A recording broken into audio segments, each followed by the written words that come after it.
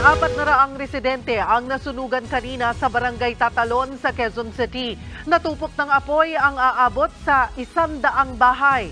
Live mula sa Quezon City, nasa frontline ng balita niya, si Faith Del Mundo. Faith, kumusta ang mga residente riyan? Yes, Cheryl, nandito nga tayo sa Diosdado Macapagal Elementary School dito sa Quezon City, kung saan nga nasa higit 100 pamilya ang pansamantala mga munang mananatili dito dahil nga yan kanina ay nasunugan sila sa Barangay Tatalon. Karamihan sa kanila ay wala nang naisalbang mga gamit. Nagkagulo ang mga residente sa Barangay Tatalon sa Quezon City nang sumiklab ang sunog kaninang alas 11 ng tanghali. Ang mga residente kanya-kanyang bitbit na mga gamit. May isa pang bitbit ang alagang aso habang lumilikas. Sa drone video na ito, kita ang makapal at itim na usok galing sa mga nasusunog na bahay. Nasa higit 100 bahay raw ang natupok. Sinasabing sa third floor ng isang bahay nagsimula ang sunog. Ayon sa Bureau of Fire Protection QC, hindi raw agad na itawag ang sunog. Kaya pagdating ng mga bumbero sa lugar, malaki na ang apoy. Mabuti na lang daw at malawak ang kalsada kaya mabilis silang nakaresponde. Matapos ang higit 1 oras, naapulan na rin ang sunog. Naiyak naman ng residenteng si Ana dahil kabilang ang bahay nila sa nasunog.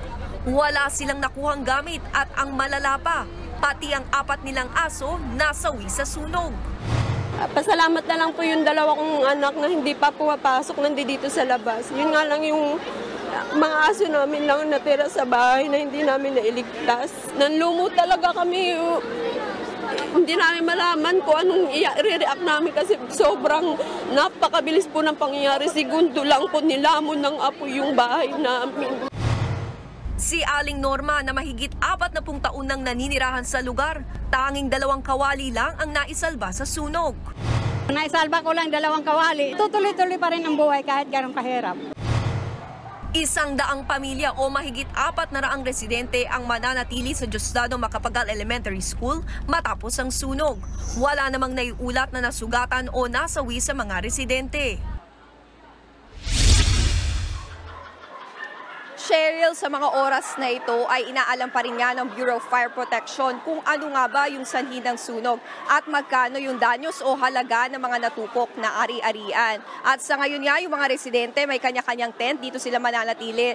Tuloy-tuloy naman yung dating ng ayuda, kasama nga dyan yung personal hygiene kit nila, pagkain at tubig. Yan muna yung latest mula dito sa Quezon City. Cheryl?